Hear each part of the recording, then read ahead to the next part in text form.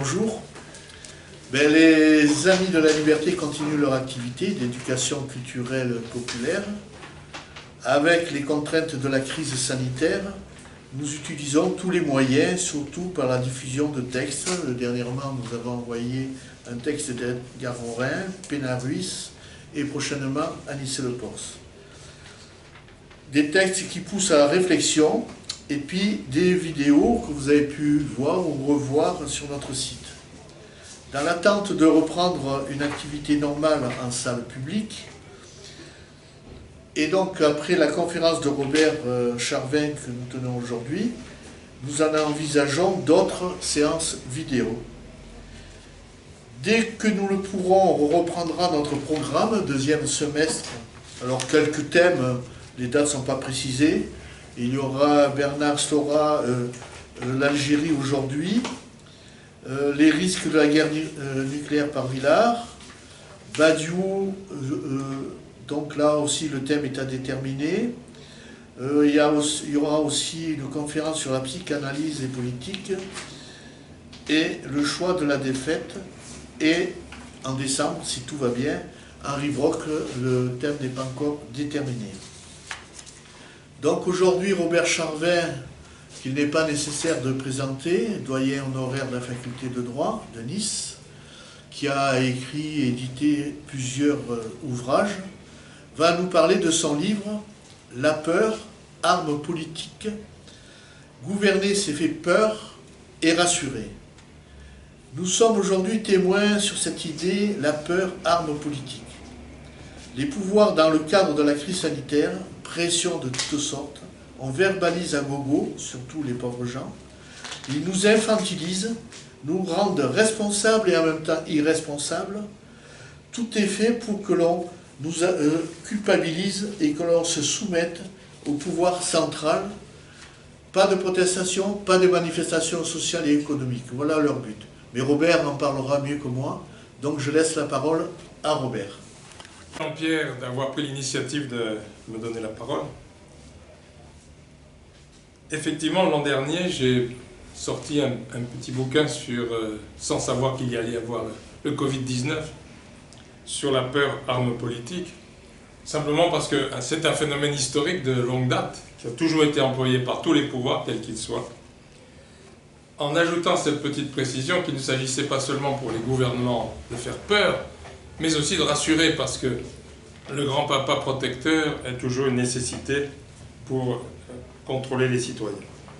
Alors avec la pandémie du Covid-19, on vient vraiment de vivre en direct cette pratique politique dont je voudrais essayer de vous parler. D'abord, il y a eu la grande peur. On a mobilisé les médecins qui ont occupé tous les écrans des télévisions et toutes les antennes des radios pour nous dire que c'était extrêmement dangereux, et c'était vrai.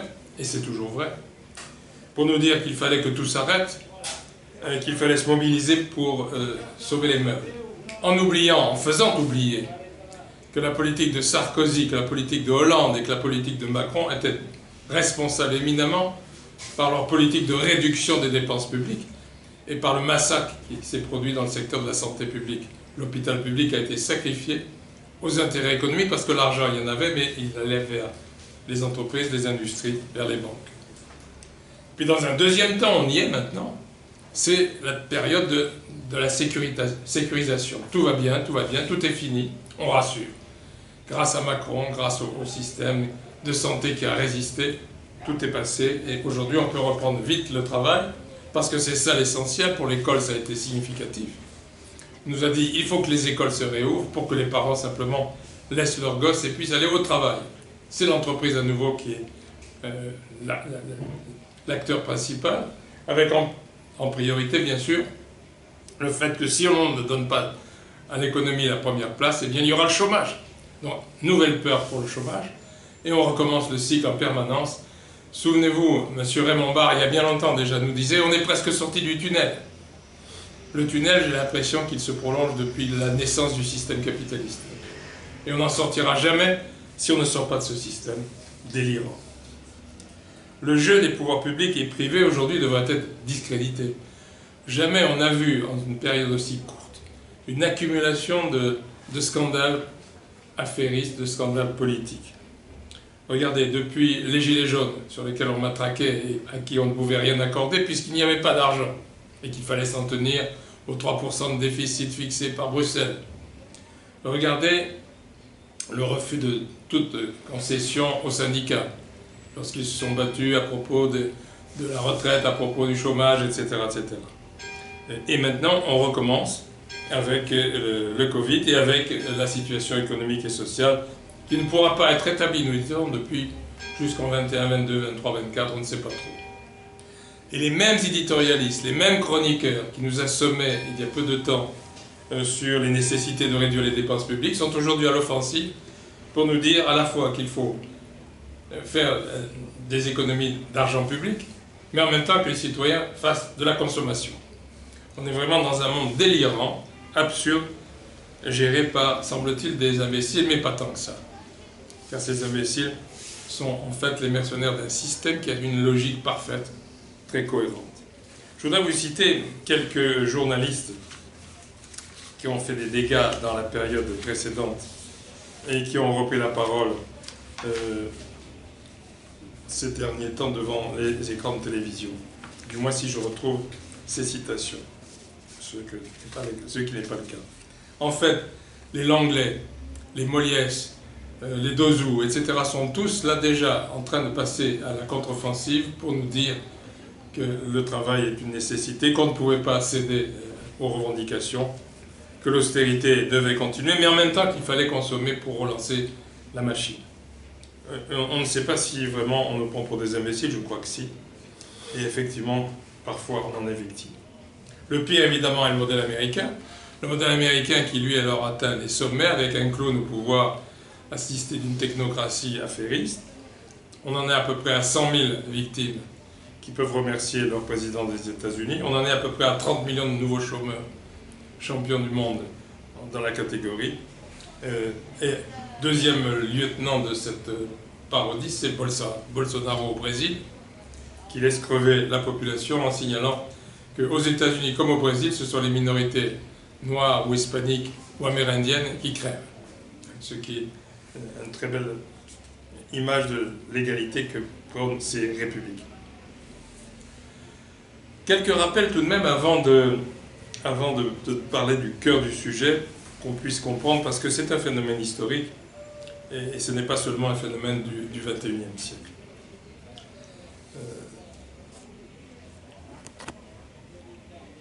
On dit souvent que le pouvoir en face de nous est incohérent. Je ne suis pas sûr que ce soit la vraie formule. Le pouvoir est habile, comme tous les pouvoirs, pour deux raisons. Il a tous les moyens à sa disposition, il peut s'offrir tous les experts du monde, il peut acheter les hommes, il peut acheter les médias. Et puis il est en surplomb. Il a une vue panoramique de la situation, il sait à l'avance ce qu'il doit dire, ce qu'il veut dire, pendant que les citoyens vivent au jour le jour dans la mesure où ils sont informés. Et puis il a donc les moyens de se renouveler. Et on peut dire que le capitalisme a de l'imagination, parce qu'il ne cesse de se renouveler tout en continuant exactement les mêmes pratiques.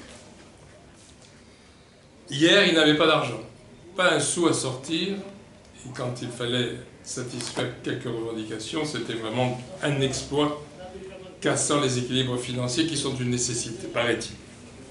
Et aujourd'hui, les milliards sortent de partout, par paquet distribués à un peu tout le monde, aux entreprises du moins, par exemple Air France, par exemple Renault, etc., sans beaucoup de contreparties, sans que rien ne leur soit demandé. C'est la BCE qui sort des billets de banque. Il va y avoir sans doute une inflation, il va y avoir sans doute le prix qui sera payé par les citoyens dans quelques temps. Les équilibres, on en reparlera plus tard. Donc hier, pas d'argent, aujourd'hui autant qu'on en veut, du moins autant qu'en veut le système. Hier, il fallait donner son argent aux entreprises et épargner. Il fallait souscrire des assurances vie, il fallait acheter des actions, pas trop d'obligations. Aujourd'hui, il faut consommer alors qu'il y aura moins de consommateurs puisqu'il y aura plus de chômeurs. Mais ça ne fait rien. On y va et on appelle à cette consommation en sachant qu'il y aura peut-être de 10 à 20% de faillites des petites entreprises, des petits commerçants et entre 10 et 12% de chômeurs dans les mois qui viennent.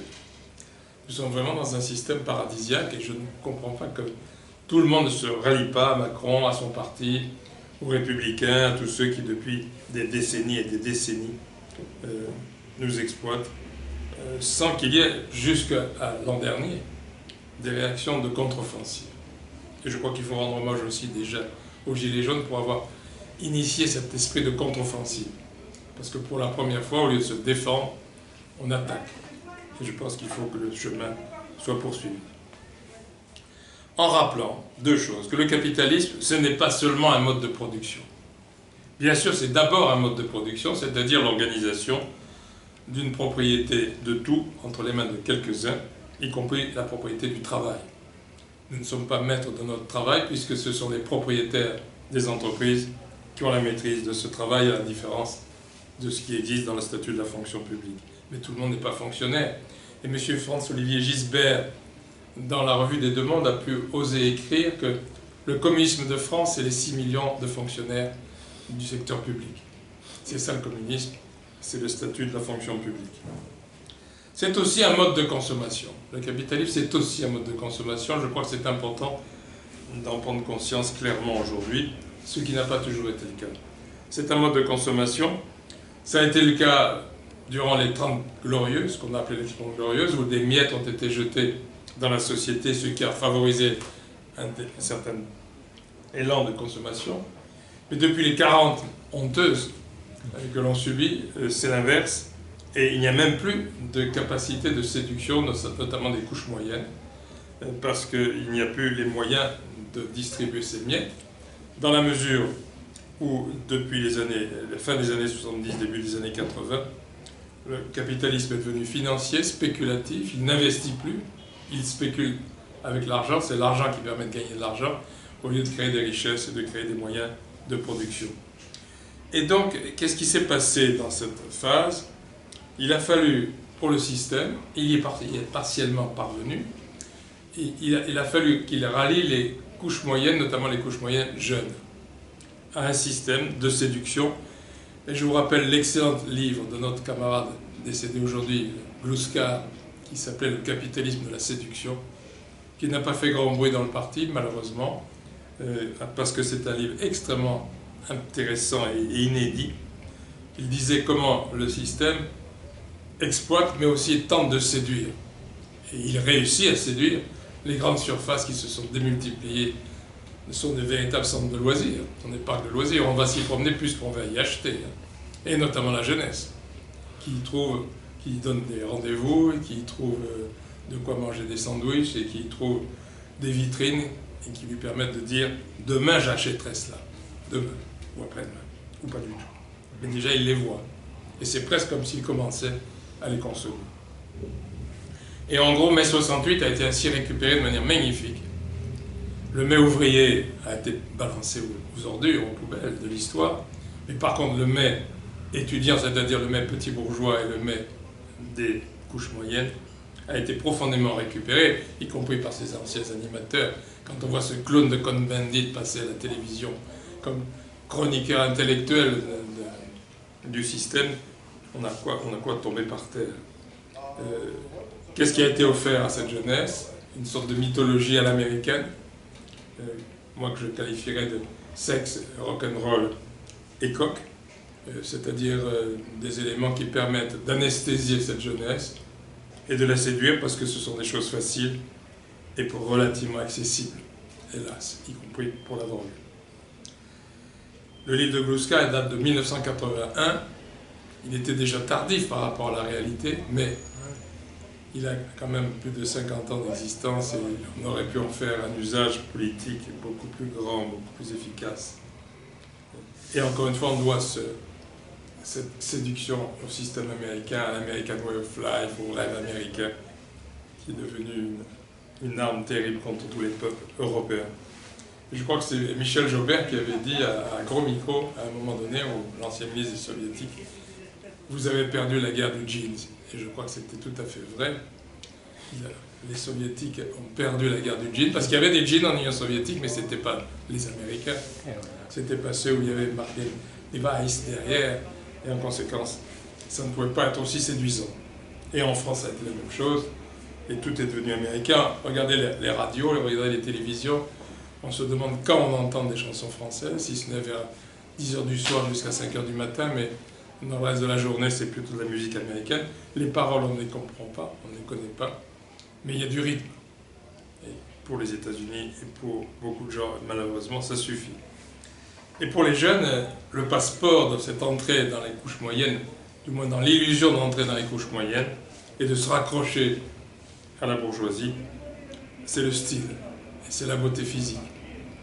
Il n'y a qu'à voir un peu partout dans les lieux de fête comment le physique à la télévision, avec les speakerines par exemple. On dirait que les meilleurs journalistes sont toujours des pin-up. Je trouve que ça m'étonnerait que ce soit la règle dans les écoles de journalisme que j'ai fréquentées. Je n'ai pas vu particulièrement de jeunes femmes séduisantes, plus qu'ailleurs. Là, à la télévision, visiblement, les meilleurs journalistes sont toujours celles qui pourraient être candidats à Miss France. C'est un petit peu particulier. Mais c'est le passeport pour entrer dans certains emplois, pour entrer dans certains secteurs déterminant les modes. Et c'est aussi le passeport, hélas, pour entrer, pour s'associer au milieu affairiste. Je n'insisterai pas là-dessus. Plusieurs conséquences, c'est l'implosion de la société en multiples planètes générationnelles et en multiples planètes socio-professionnelles. Pour dissimuler davantage la réalité majeure qui est la lutte des classes, c'est-à-dire la classe des propriétaires et la classe des non-propriétaires. On a multiplié les cercles socio-professionnels qui coexistent, qui cohabitent, mais qui s'ignorent, par profession, par statut, par génération, avec finalement, en résumé, deux grandes catégories, celle des travailleurs, mais on n'en parle pas trop, étrangers les uns aux autres parce que leur travail n'est pas le même, et les consommateurs, à qui on impose les conditions de travail dont on vient de parler. Les classes sont remplacées par ces deux catégories. Le problème, c'est que depuis 2008-2009, nouveau problème pour le système, les crises sont ouvertes. Le capitalisme exagère, pratique l'excès dans sa propre logique, et ce sont les banques qui en 2008 ont failli sauter, si ce n'est que notre argent les a sauvés. Et aujourd'hui, le système est tellement spéculatif qu'il ne sait plus trop comment il va en sortir, si ce n'est en imposant à nouveau l'austérité, tout en favorisant cette consommation. Il ne sait pas trop non plus comment en sortir, parce que partout aujourd'hui, il y a une sorte de mondialisation du ras-le-bol, avec des manifestations populaires offensives, un peu partout, que ce soit dans les pays du Sud, que ce soit dans les pays du Nord. On n'en parle pas toujours, mais nous ne sommes pas seuls quand nous manifestons à Nice, sur l'avenue, à Place Masséna ou ailleurs. Partout dans le monde, ou presque, il y a des grands mouvements populaires. Regardez l'Amérique du Sud en ce moment, où dans toutes les capitales, il y a de grands mouvements populaires contre le système. Les Gilets jaunes ont fait qu'en France, frapper les trois coups d'un mouvement qui semble ne pas devoir s'arrêter. Ça a déjà repris ces quelques derniers jours, devant les hôpitaux, devant les palais de justice, etc. Et je pense que ça va vite reprendre, parce que la situation est toujours la même, pire plutôt, puisqu'on nous annonce des catastrophes. Voilà, on en arrive, il va falloir faire peur encore et toujours, comme c'est une des armes, parmi d'autres, du système. On va instrumentaliser des peurs, on va se fabriquer des ennemis, et puis on va falloir faire face à ces peurs cultivées, entretenues. Parce que la peur, c'est le sentiment le mieux partagé depuis toujours dans l'histoire des hommes. Pourquoi? D'abord, le point de départ, c'est la peur de la mort. On vit avec cette inquiétude, et on l'a vécu il y a peu de temps, plus directement. Et comme on est mortel, eh bien, on a peur de perdre ce qui peut se produire dans tous les domaines. Alors hier, c'était les églises qui nous faisaient faire peur. Il y avait les sorcières, il y avait le diable, il y avait toutes les menaces qui pesaient sur les croyants. Il y a eu les juifs. On a fait croire que les juifs c'était la menace terrible pendant toute la période de la monarchie absolue. C'est la monarchie absolue, et c'est les catholiques qui ont fabriqué la peur du juif et l'antisémitisme dont il reste tant de traces. Puis au XXe siècle, c'était les bolcheviks. Souvenez-vous de l'image de l'homme au couteau entre les dents, le bolchevique qui menaçait tout le monde, et les hordes russes devaient déboucher sur la place de la Concorde un jour ou l'autre avec les chevaux qui boiraient dans la fontaine de la Concorde. Ensuite, il y a eu les Boches. Les Boches, c'était terrible. Les Boches, c'est-à-dire les Allemands, pendant des générations. Ma grand-mère, mes parents étaient anti-Boches. Et c'était dans la tradition depuis 1870. Ça faisait un bon paquet d'ennemis. Et puis, dans les dernières périodes, ça a été les migrants. Ah, les migrants, c'est pas bien. Ils sont un peu trop bronzés. Les basanés de tous les pays. Les Arabes et l'islam. Après les banlieues et la racaille des quartiers. On a fait peur en permanence avec des sujets différents. J'allais oublier les réfugiés espagnols de l'après-guerre qui ont été accueillis de manière discutable. J'ai oublié les juifs allemands, réfugiés en France, traités d'une manière ou d'une autre. Aujourd'hui, ça continue. Les terroristes, j'allais oublier les terroristes, bien sûr, le terrorisme.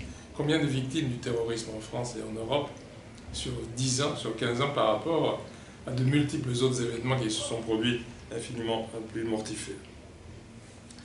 Et comble de l'affaire, la peur des néofascistes. On a une équipe de guignols qui s'appelle le Rassemblement National en France, comme il y en a de plus en plus en Europe et dans le reste du monde, qui servent magnifiquement à faire peur pour permettre à la droite traditionnelle, au monde affairiste, d'assurer une certaine protection. Macron a été élu grâce au Front National, contre le Front National. Et plein de citoyens de bonne foi, hélas, se sont ralliés à Macron pour faire échec à Le Pen parce qu'on en avait peur de Le Pen. Et ça va continuer. Ils essayent de continuer. Pour les prochaines élections présidentielles, on a vraiment affaire à des pirates. Je crois que c'est le terme qui convient, des pirates en permanence. Et je pense d'ailleurs que nos amis journalistes, les nôtres, sont trop gentils avec les journalistes d'en face. Je sais bien qu'il règne toujours le corporatisme ici et là, comme dans le corps médical par exemple. Je me souviens de l'affaire du sang contaminé. Mais il y a cette indulgence pour des gens qui sont de véritables mercenaires, qui changent de position au gré de ce qu'on leur demande, en priorisant en permanence le MEDEF, d'ailleurs avant les politiques, avant la politique conservatrice. Le MEDEF, c'est le grand patron de ces éditorialistes, ce qui se comprend puisque ce sont leurs employeurs. Le MEDEF, c'est les employeurs des grandes chaînes de télévision et de radio, et donc de ces éditorialistes et chroniqueurs. Ce matin, il y avait par exemple sur LCI, l'anglais et Madame Molliès, deux champions du système, qui insistaient sur le fait que l'État ne pouvait pas intervenir dans l'affaire Renault, parce que sans ça, on passait à l'administration de l'économie, et qu'un État libéral ne peut pas gérer l'économie. Il faut laisser les entreprises prendre des initiatives, même si, bien sûr, il recommandait aux employeurs d'avoir de la compréhension pour la situation. Je trouve vraiment que la boucle est bouclée avec cette affaire du Covid-19 et qu'aujourd'hui, on devrait essayer de combattre cette peur tout en sachant que cette pandémie n'est pas achevée. On nous dit aujourd'hui qu'il ne faut plus avoir peur et qu'il faut au contraire régler le problème du travail avant tout. Et on avance cette idée que la France est un pays de liberté, à la différence des Asiates qui contrôlent, qui imposent des masques, qui imposent des obligations que les Français ne peuvent pas supporter. Regardez la télévision comme elle a changé de ton. On invite beaucoup moins de médecins et beaucoup plus d'éditorialistes. Parce que maintenant, l'heure n'est plus à la protection médicale, sanitaire, mais à la protection du travail, de l'entreprise. Et comme on est dans un pays de liberté, il est logique que les journées compressent et que la liberté, ça soit finalement d'abord l'apéro, la plage. Quelle conception de la liberté et de la démocratie si elle se réduit à si peu de choses. Vous savez, sous Franco, sous Mussolini, les plages étaient utilisables aussi, on pouvait prendre l'apéritif, même si dans le même temps, dans les caves, il y avait des prisonniers politiques que l'on enfermait. Si la liberté, c'est simplement la liberté de prendre l'apéro et d'aller se baigner, Les Français n'ont rien à craindre. Dans tous les régimes possibles et imaginables, il y aura cette liberté-là, pas les autres. L'urgence, donc, c'est la lutte contre la peur. Comment faire? Mais je crois qu'à travers l'histoire, on a des réponses. Être des hérétiques. On n'est pas des croyants. On ne doit pas faire confiance aux faussaires de la politique et aux faussaires des médias. Il faut accepter l'idée que c'est en apprenant, en comprenant et en dénonçant que l'on peut faire reculer cette peur que nous imposent les pouvoirs, quels qu'ils soient. Ils ont toujours été là.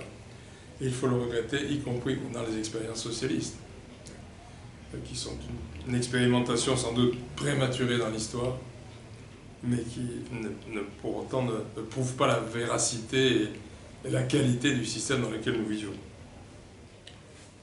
Les hérétiques, à toutes les époques, ont été combattus de la même manière, pratiquement. Et ils se sont tous battus aussi, de la même façon.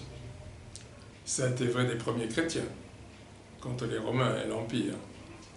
Ça a été vrai des protestants, contre la déclin de l'Église catholique et contre un pouvoir monarchiste absolu. Ça a été le cas des communistes pendant tout le XXe siècle, avec les fautes qu'ils ont pu commettre, mais ils ont été les grands hérétiques du XXe siècle. Et c'est un honneur pour eux d'avoir rendu un service non seulement à chacun de leur pays, mais à l'univers tout entier, par leur esprit critique, par leur refus d'accepter, par leur refus de dire oui à tout. Le musulman dans les pays qui ne le sont pas, les chrétiens d'Orient dans les pays musulmans, les non-bouddhistes dans les pays bouddhistes, etc., etc. Partout, les minorités hérétiques ont joué leur rôle positif, leur rôle critique. Il ne faut pas l'oublier aujourd'hui, puisque les hérétiques du jour, c'est qui? Eh bien, c'est la CGT. Ce sont les communistes, ce sont les insoumis, ce sont tous ceux qui disent non à un ordre établi que l'on veut nous poursuivre, nous imposer encore aujourd'hui. Et pour être communiste, insoumis,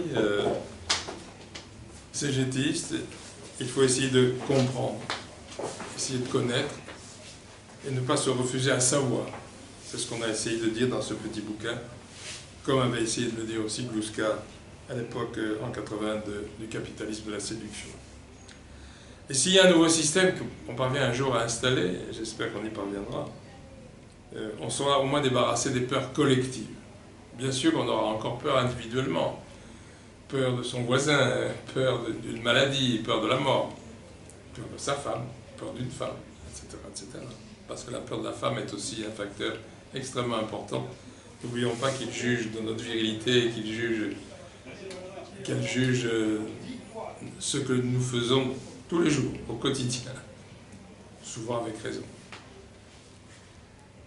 Bien sûr, donc, cette peur individuelle demeurera, mais au moins on peut demander à la société, on peut au moins demander à un système, à un État, de régler les problèmes élémentaires de la vie collective, et nous débarrasser par exemple de la peur, et on se débarrassera de la peur si on est à peu près sûr de son emploi, de sa formation, de sa santé, ce que n'offre pas le système actuel, dont il faut se débarrasser le plus vite possible.